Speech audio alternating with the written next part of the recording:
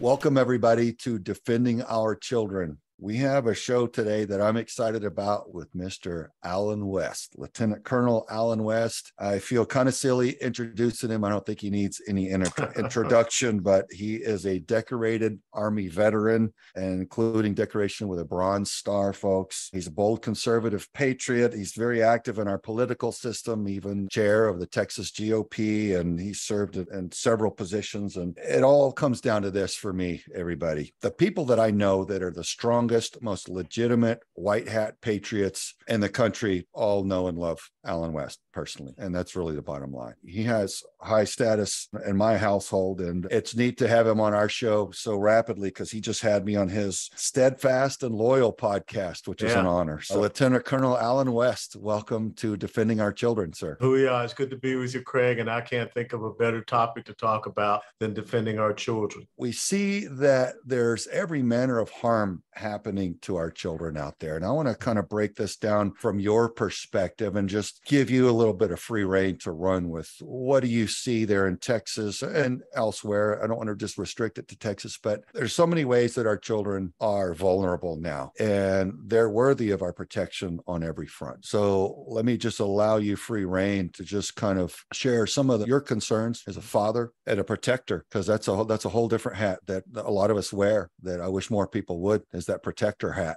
Yeah. Allen, what do you see out there going on with children? What are some of the things that cause you personal concern that people might need to know about? Well, I'm going to, look at this, of course, from a biblical perspective and worldview, because I am a Christian. And first and foremost, I see this incredible war against children in the United States of America. And it starts with the children in the womb. The fact that, I grew up in the inner city of Atlanta, Georgia. And since Roe v. Wade, I know a lot of people are upset about the Supreme Court doing their constitutional duty and saying that we don't have any jurisdiction or purview on this issue. It goes back to the states. But since Roe v. Wade, 1973, in the Black community, you've had close to 25 million Black babies that have been murdered in the womb. To me, that is something that we should be standing up and saying, this is not the direction we want to go in. That's genocidal. When you hear people talk about all the issues that are dealing with the Black community, I think this is the first issue. Fatherlessness is another critical issue in not just the Black community, but all across the United States of America. And that affects our children as well. When I was born in Atlanta in 1961 in a Blacks only hospital, the thing was that the two-parent household, the traditional nuclear family, was about 77%. Today, that's 24%. And I think that's why you see a lot of the problems with gangs and with trafficking and all of these other things that are adversely affecting our children, the lack of quality education in our inner cities and the lack of good, proper, strong male role models. But without a doubt, the trafficking issue, and we live in a state here in Texas, and you were born and raised here, that we're the number one state in the United States of America for human and sex trafficking. And that's tied directly to what we see happening at the border. And I live up here in Dallas, and I know you were born and raised down in the Houston area. We're talking about the top two cities in the United States of America for sex trafficking. And that should just not be the case. I mean, Texas is without a doubt the lone star, and it's supposed to be the lone star that illuminates the other 49. And we should not be leading in these categories of human and sex trafficking. So that's a big concern. And then also when I see the sexualization of our children, Craig, this is horrific. We're actually claiming an open season on our children. Just recently we had the Drag Your Kids to Pride event here in Dallas, where children were brought in and had drag queens dancing before them, scantily clad men dressed as women. That's not how we protect and defend our children. And now we have this whole thing about hormonal therapies and puberty blockers being given to our children. Up here, we have a case where a kid is 8 years of age, is being told, his mother wants him to be a little girl. And the young boy does not identify with that. And so all of these things are coming to head right now. So I'm very concerned about the lack of defense of our children and how they're just being exposed and exploited. And I forget that Netflix show that was supposed to be out there that that was sexualizing young girls. Who in their right mind sits down and says, let's have a show that sexualizes young girls that adults are going to be seeing out there on cable television? Where did that come from? I mean, how did this happen in our lifetimes? Those are some of the major concerns I have. Well, you hit on about 50 points I'd like to follow up on. I should not have doubted for a second you had hit on all cylinders there. But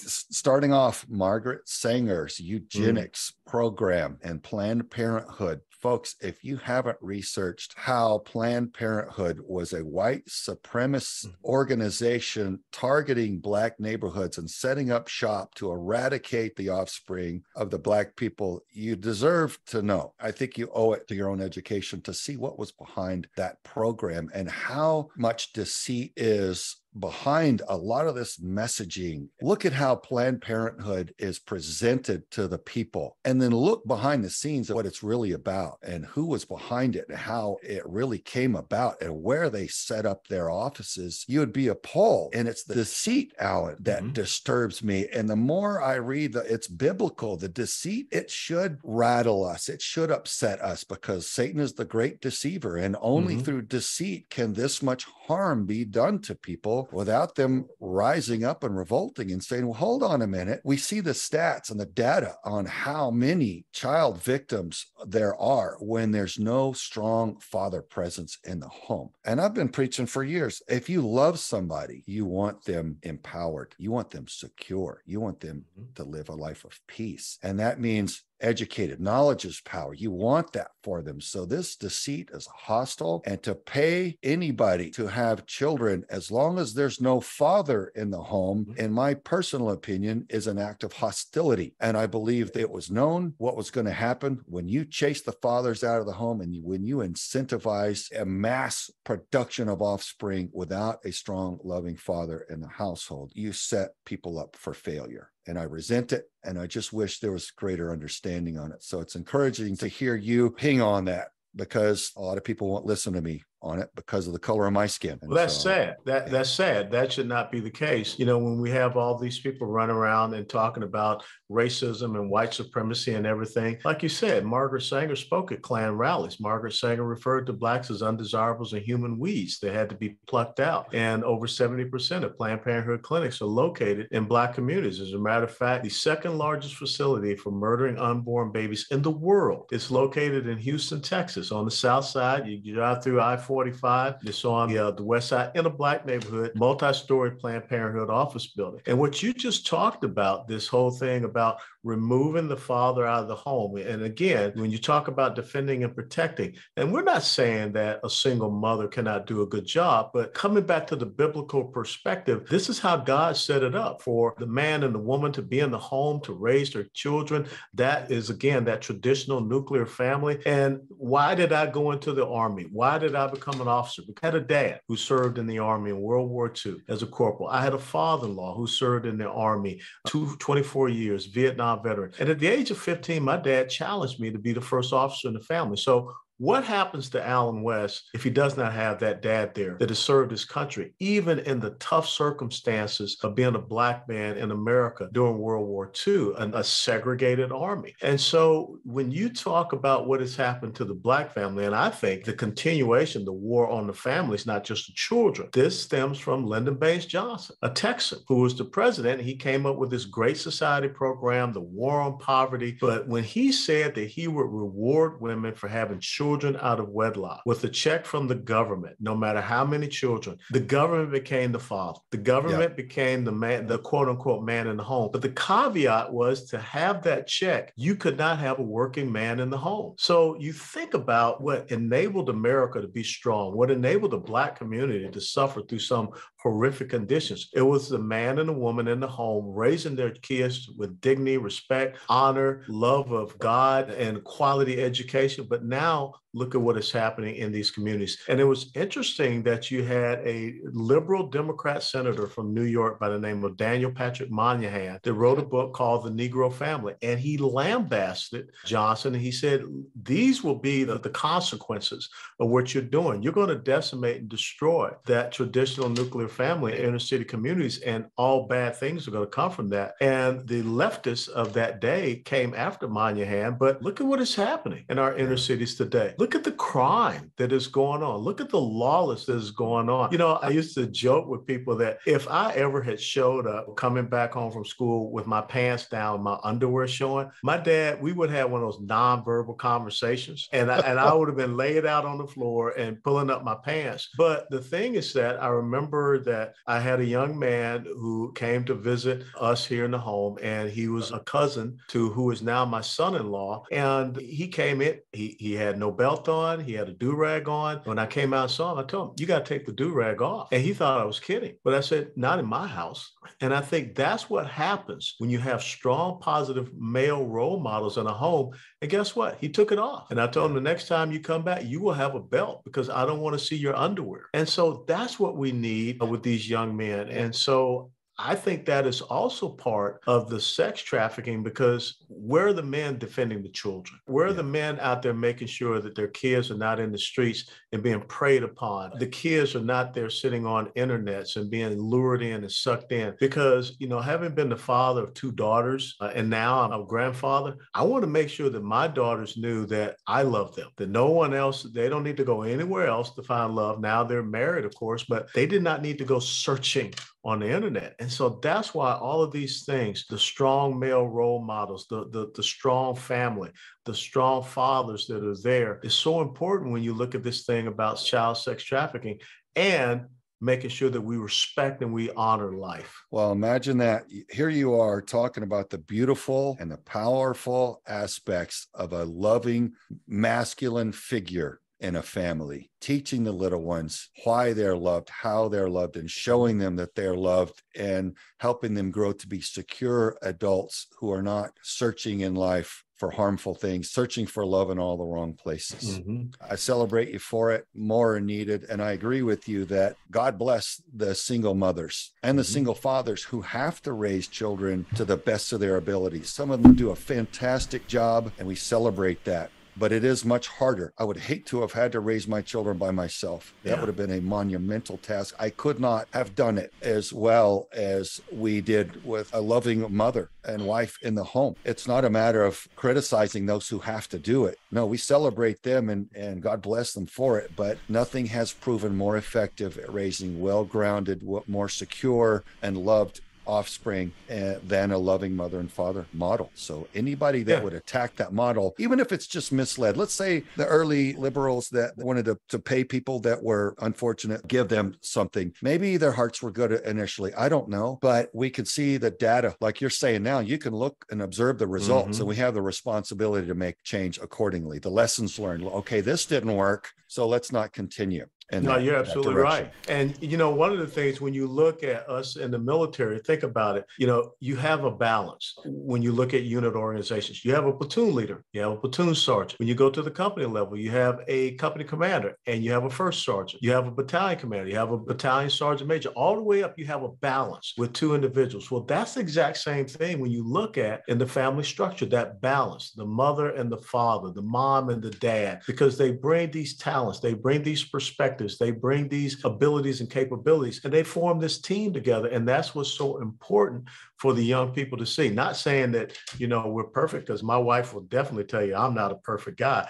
But the thing is that when we're together in the home, that's the example that we show. And again, I don't want anyone to think that we're putting down single fathers and mothers, but I will tell you that there's a wholehearted effort to try to destroy that family unit. And even still, there are policies of the government that when you have dads that for whatever reason, there's been a separation, there's been a divorce, but the dad still wants to be engaged and involved with the children. There are a lot of policies that try to preclude the dad from being a responsible man going forward, even though he's not there 24/7, 365. Well, even over in South Africa, I got to do some counter poaching work over there. I'm fascinated with the animals, especially the elephants. And what I learned from the local experts is they said, Craig, even in the elephant community, if you will, when the bull elephants are killed off by poachers, the young will grow up as derelicts. They start knocking over grass hut homes and acting up, and they're just like American teenagers. They get into trouble. They do stupid, nonsensical, knuckleheaded things that they don't when they're strong bull elephants in the herd to raise them and tighten them up. So they do train each other way like we humans do. That's a fascinating thing. So that some things are universal, and I think that direction, that guidance from two solid, loving parents is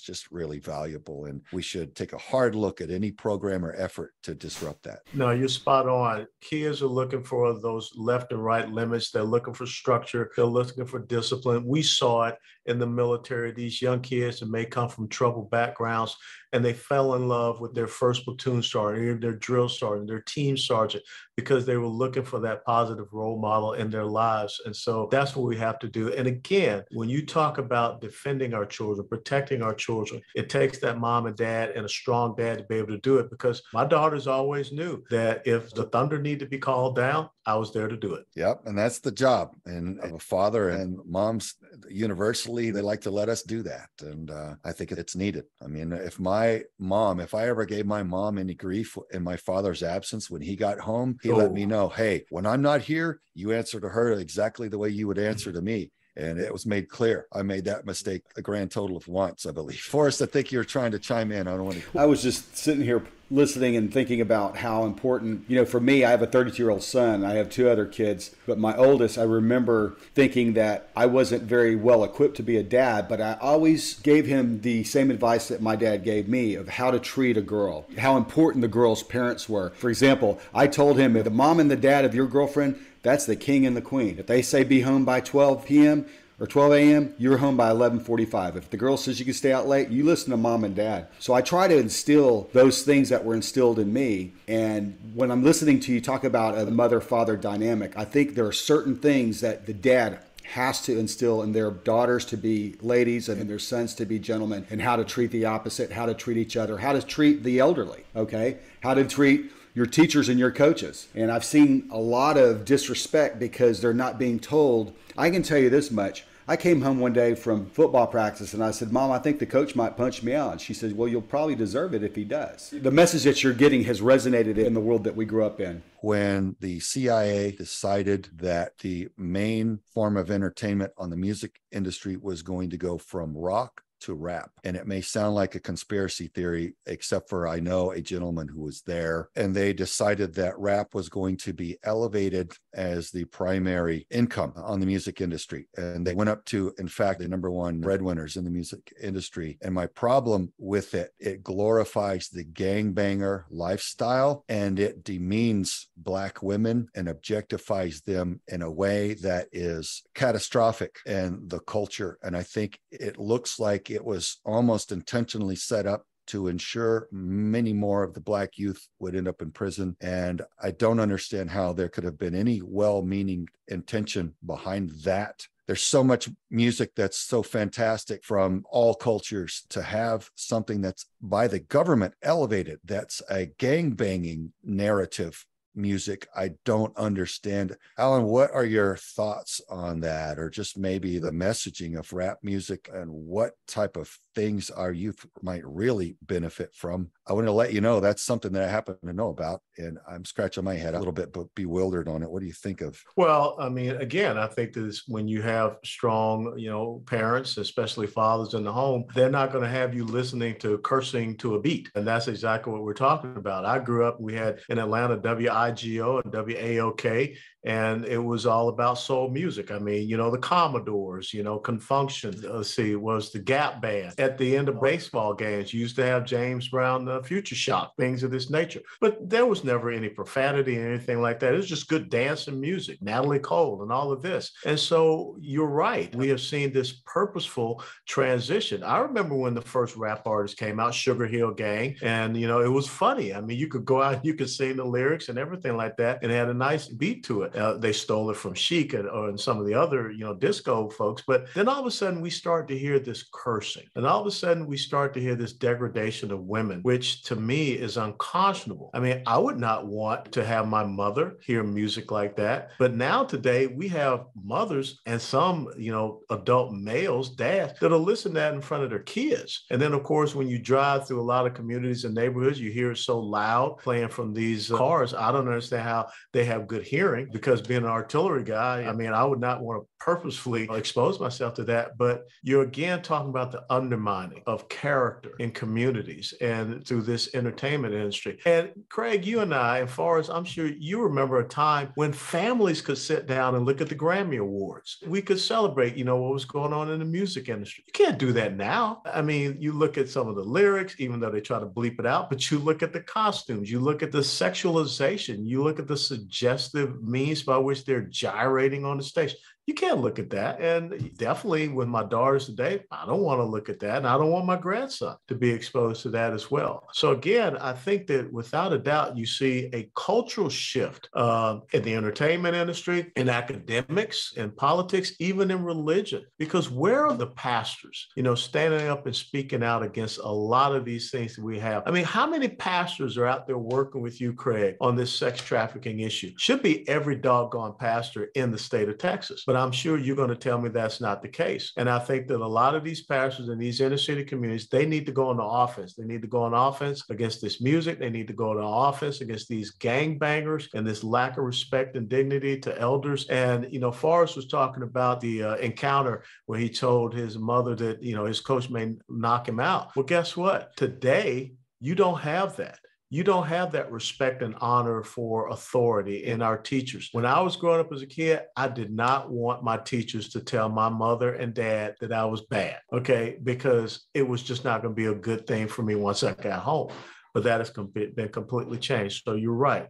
The music and everything has added to this undermining in our communities. And again, it comes back to who could sit down and create a show like this Cuties thing and think that's going to be great to sexualize young girls. Well, what we listen to programs our minds. And I teach my children, be careful, the intent, the spirit behind what you program yourself with, not to try to sound like a saint, everybody, if you're not a spiritual person, but the intent. If you study psychology, quantum physics and all of it, you'll realize the nature, the mood that you're in when you cook. The greatest chefs and coffee brewers and so many other people will tell you, they are able to do studies and tell you that your mood and the intent behind things is physical. It has an impact. And spiritually, for me, man, when you have headphones on your ears and you're piping straight into your brain, you're mainlining any sort of musical content, you're programming your brain and your mind with whatever that intent is. So if it's positive, you're getting positive programming. Yeah.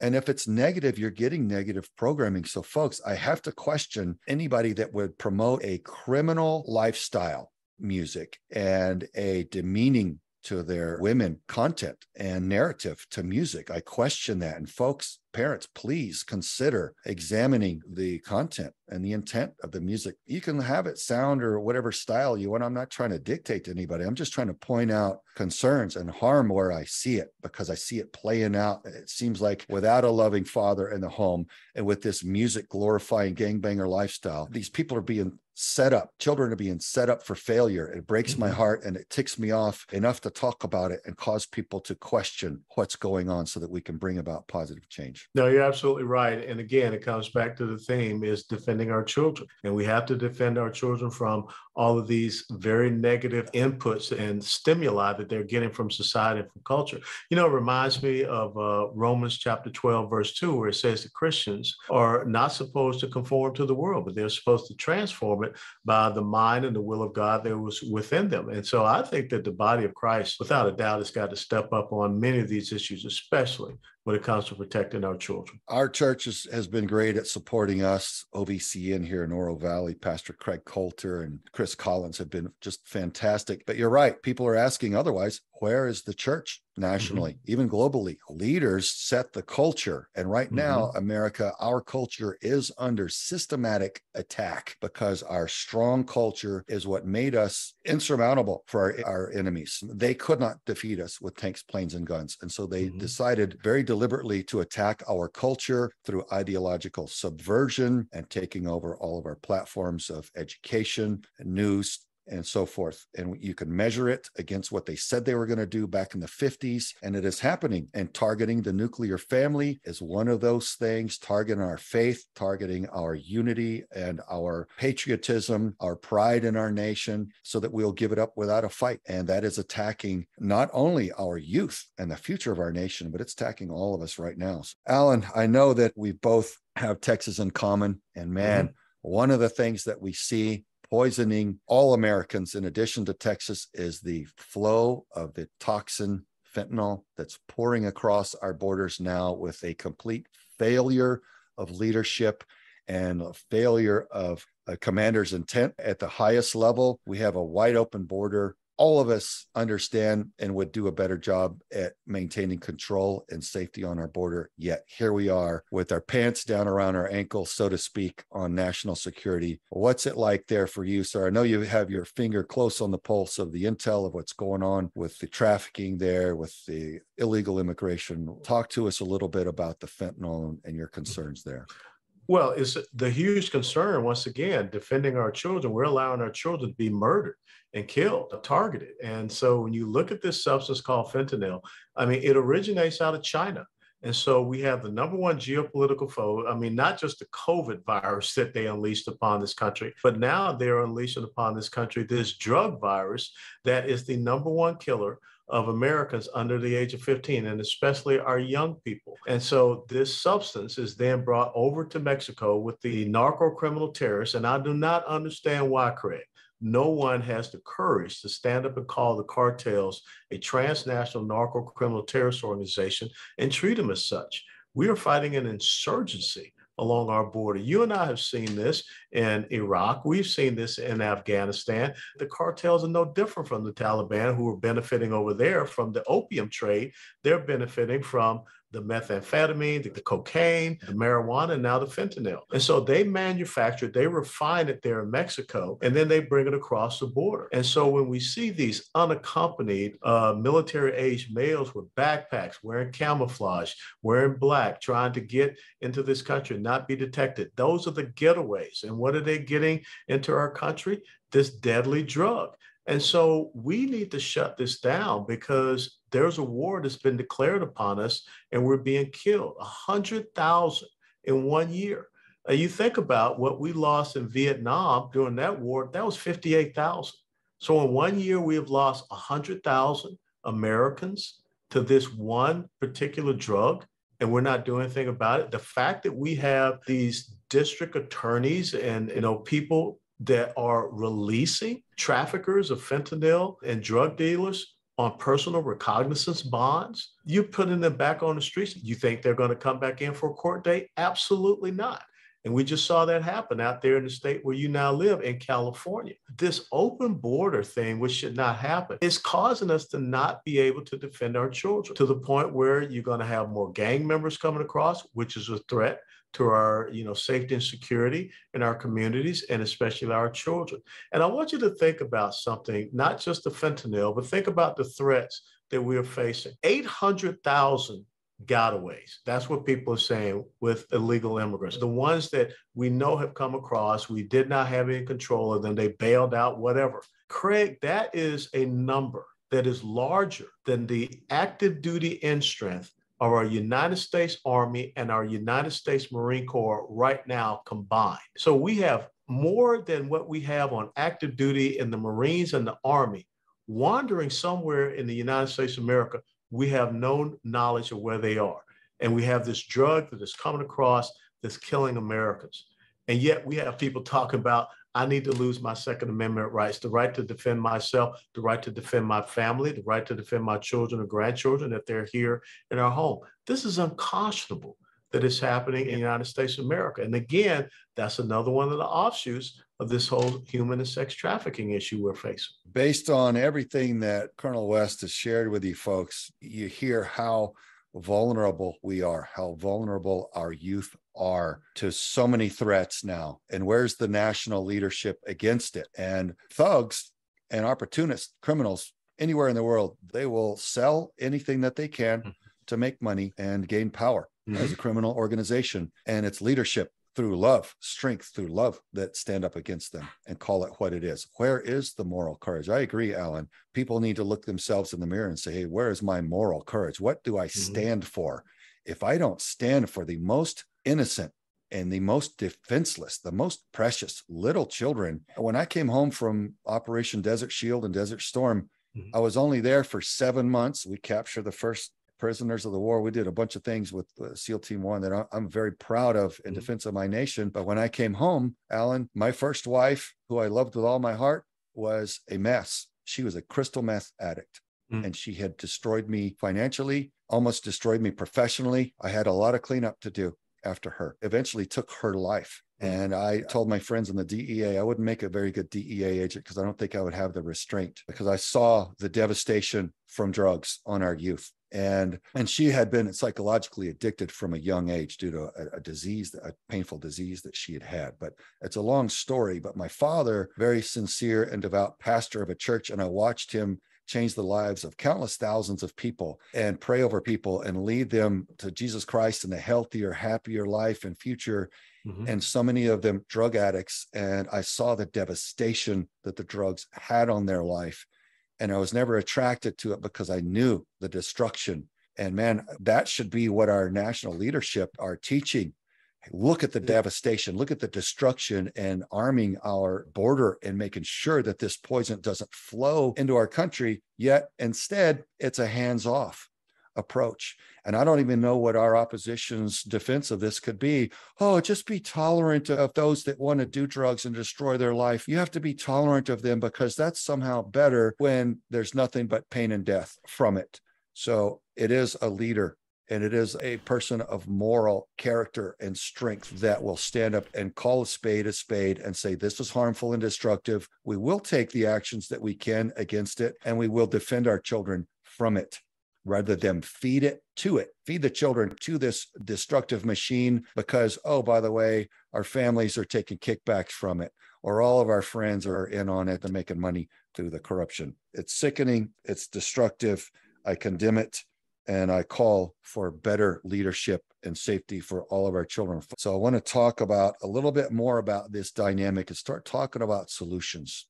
What do we, the people, have at our disposal for tools and options, and finding our voice, standing up in good faith, being the louder squeaky wheel, and bringing about the correction that's needed because the children are worthy. A lot of this illegal immigration, Alan, I'm hearing, in addition to running joint operations with federal and local law enforcement down on the border in southern Texas. You've been aware of some of our operations, and I know you're aware of many others going on. We've seen so many children brought across in fake family units. Yes. And there's so many children being harmed through this. What's a little of what you're kind of seeing and hearing about the children being trafficked in with all this illegal immigration? Well, you're absolutely right. And that's one of the reasons why I think that we need to have these very quick DNA test kits that are down there that can prove, whether or not that is a family unit, because lots of times these kids are just getting trafficked across because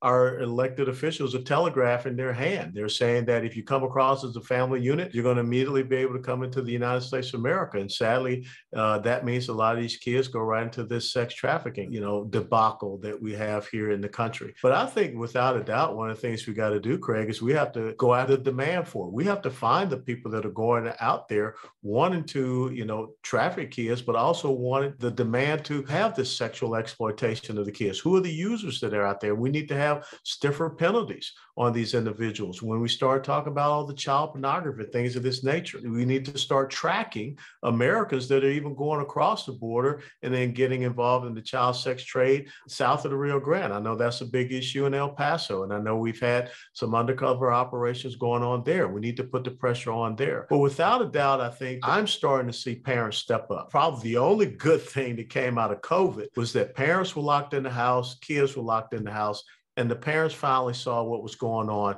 in the schools and things of this nature. And parents are getting engaged with school boards. Parents are running for school board. And I think that's the critical thing. Parents have to reassert themselves, and parents have to let people know that they are the adult that's in charge. When I think about, and this will be the only political thing I say, when I think about Terry McAuliffe, when he was running for governor of Virginia, and he stood on a debate stage and said, parents do not have the right to be involved in what their children are being taught. To me, that was just shocking. But that was a window into the mentality of some people in the government, the progressive socialist left, the Marxists, that believe that they are the ones in charge and control your kids. When you look at the teachers' unions and some of the things that they're doing. So I think that it is right now a time for so many parents to stand up. And parents need to be involved with what's going on in the border communities. And I think that that is changing in a lot of the border communities and the counties that you see here in Texas. And we have got to be more proactive than reactive. But without a doubt, the most important thing is you got to be in contact with your local elected officials and say,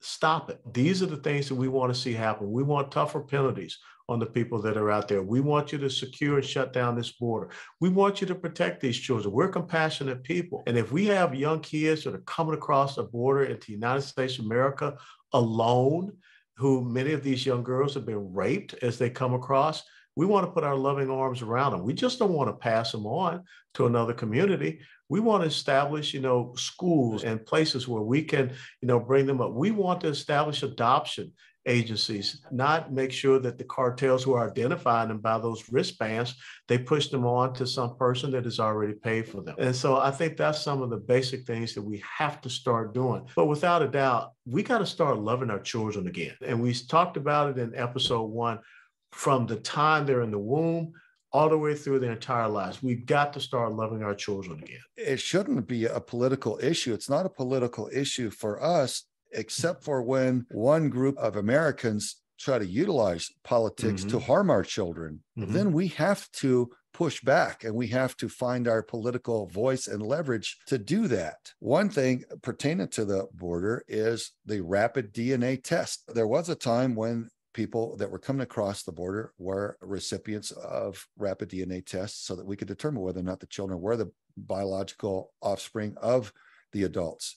And as soon as this administration came in, that ceased. And so my law enforcement allies say, yeah, Craig, that we don't know. In fact, a lot of cases, we could tell that readily that they're not the children of the parents. But our system is set up to where it's such a speedy process. So many people are flooding. We can't stop it as law enforcement officers. We can't intervene and safeguard the children because it's dictated to us how we will do our job. In the case of Border Patrol, they've been reduced to the role of a mere, almost like a flight attendant on an aircraft, just make sure that the invaders are comfortable and facilitated and safe, and expedite their illegal immigration into the country and help them get on a bus or plane as quickly as possible with their packet of benefits and flown or bused deeper into the United States. It's unthinkable unless you realize that there's one side that is up to absolute no good. It's undermining the well-being of our people. But that's the only reason it's political, is because our political process is being abused to undermine our country and our safety. You're spot on. You're spot on. And the fact that we have non-governmental organizations, NGOs, that are down there with American taxpayer money that are facilitating this and not doing their due diligence either. I mean, they are just processing people and getting them on the buses, getting on the planes, and no one is ensuring that those children are being protected. No one ensuring that that is a family unit. And so all of those things have to stop. And, here in the state of Texas, any 501c3, which is what these NGOs are, they have to apply for a license to operate within a respective state. This is a privilege that they get. And we can just revoke their license to operate in the state of Texas. Catholic Charities, I think it's another one tied to Lutheran Ministries and several others. They should not be able to freely come down and set up where they undermine the sovereignty, not just the state of Texas, but the United States of America as well. So it's those simple things. And it comes back to what you're doing. You're informing people, you're educating people, and you're better activating people to be able to go out and stand up against this scourge. But again, we got to love children, because right now I just see that we're at a time when we are disregarding, disrespecting, and we don't see our children as something that is cherished. When you think about what is happening in the womb for our children, where they're being dismembered in the womb, if you and I in combat dismember an enemy soldier, guess what's going to happen to us?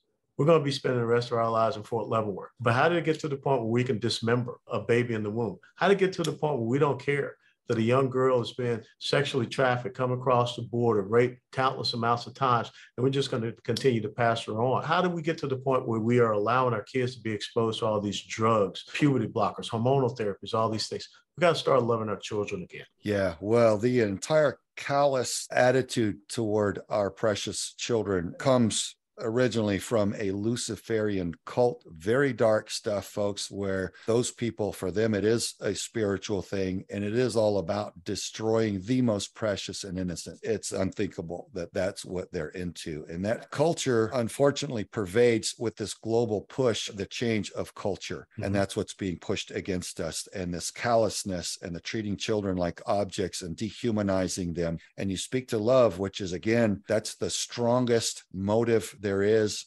It's the most beautiful, and that's what causes us to have empathy for others, to love your brother like yourself, your neighbor like yourself, and look after the precious children because they are worthy. But with our joint operations with federal and local law enforcement and doing the research, we know that there are district attorneys and judges who get their campaigns funded by a globalist billionaire with the agreement that they will not prosecute child rape and child sex trafficking crimes, among other crimes that this gentleman, this globalist billionaire, subscribes to. They will not prosecute crimes that he condones. And I see devastating effects, and children are not being served and protected in these counties and districts because of it. Can you speak to any observations or experience or knowledge on the fact that judges and DAs are being funded not to prosecute? Yeah, you're absolutely right. And I think the billionaire that you're talking about should be a household name in the United States of America. That man is George Soros. And so when you go back to the 2018 election cycle here in the state of Texas, we saw many district attorneys that were supported by Mr. Soros. Up here in Dallas County, we have John Creuzot. Down there in Harris County, Houston, two of the top cities, you have Kim Ogg. And what did we just talk about, earlier in top two cities in the United States of America for sex trafficking or Dallas and Houston? Why are they not prosecuting these cases? Then on top of that, you saw an incredible amount of judges here in the state of Texas that were won over, supported by Mr. Soros and progressive socialists, leftists, who don't believe in the rule of law. They believe in their ideological agenda. They're judicial activists, and they're releasing these violent criminals back onto the streets. And guess what that does? That, again, puts our children in harm's way. But the fact that you have an individual that is supporting folks that are supposed to stand by the rule of law, which means that we should stop and end and prosecute people that are going out there and attacking and harming our children, sex trafficking, things of this nature. They don't see this as one of the big problems here in the state of Texas and across the United States of America, many other states. That's unconscionable to me. And so we have got to have that wholehearted effort to start looking at these races. So lots of times people don't pay attention to district attorney races. They pay attention to judicial races, but they've got to start looking at these things and making sure we have strong individuals and candidates that will stand up for the rule of law, because that protects us, that protects our children, that makes sure that these predators that are out there going after our children, they don't get to go back onto the streets to continue to harm our children. They spend time in jail, which is where they should be according to the rule of law, not to the ideological agenda that they have. And so these bail reform, no bail, no cash bail, releasing people on personal recognizance, that has to end. And it can only end if, once again, we continue to inform ourselves, educate ourselves, and activate ourselves to get out there and vote for the right people that will honor and uphold the rule of law in our communities. I see the lack of enforcement, Alan, and the lack of justice as a heavy burden on the soul of our nation. I see so many people who are demoralized over it. They lose faith in the entire system. They're down, they're dejected, they're depressed. They've lost hope because they see no enforcement and no justice brought. Not just for the children, but on a giant national security level, we have flagrant, big name traitors who are flaunting the fact that they're still at large after decades of deep betrayal, public knowledge of these egregious felony crimes that they could be convicted of today in court, but our DOJ is not going after them. Folks, pray for a restoration of justice, but don't only pray, take action. Get in there and make sure that you have representation that will serve and protect in good faith. Pray that you do not have any children, grandchildren, or any children of people that you know in Houston or Dallas, Texas, because they are not being served and protected by the judicial system there, because Soros has had his way there for many years. And it's not a conspiracy theory. I charge you to research and verify the factual statistical data. It's all there. It's not buried somewhere deep. It's readily available, and it's unacceptable. Law enforcement there are demoralized. They are discouraged because they're not able to serve and protect their communities in good faith. They have children there too. They would like to see predators put away, and it's not happening there. And guess what, folks? It's not just those cities. It's every major city across the country. Look at who your DA is. Look at who your judges are. Look at who all of your elected officials are, what their track record is of addressing this crisis, this predation on our children. Forrest and I were just talking the other day, and there's only so many roles that an elected official can play. They either have to be complicit in this crime, or they have to be completely unwitting and oblivious, which is not a plausible excuse at this point. They have to know, or they just have to be a coward. They know about it, and they're turning a blind eye and therefore complicit. So we can't give anyone a free pass. If they're not active against child trafficking, folks, right now, they are part of the problem. We need to get them out, and we need to find our voices and leverage to do so. Alan, I want to let you speak a little bit more. And before we wrap, I want to let you drive as much love and support to your camp and what you do as possible. Well, again, we have to honor and fight and stand for our children. And you're right. You have people out there that get a little down, get a little dejected and what have you. But, what I used to tell my soldiers in the combat zone is that you either get to fighting or you get to dying. And I'm not about to get to dying. So I think that you and I need to infuse that warrior spirit into people to stand up and fight. The strength of this country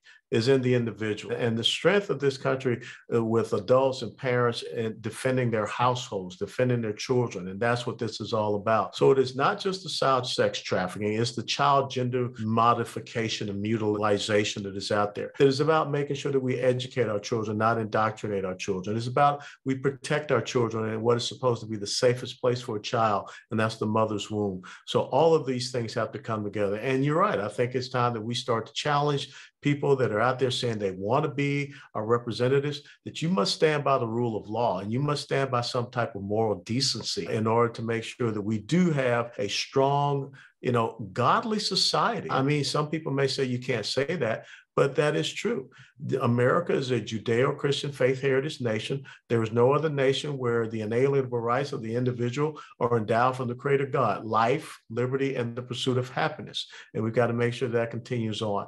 And we've got to defeat the scourge whereby we are not defending our children and we're allowing our children to be exploited. We're allowing our children to be sexualized.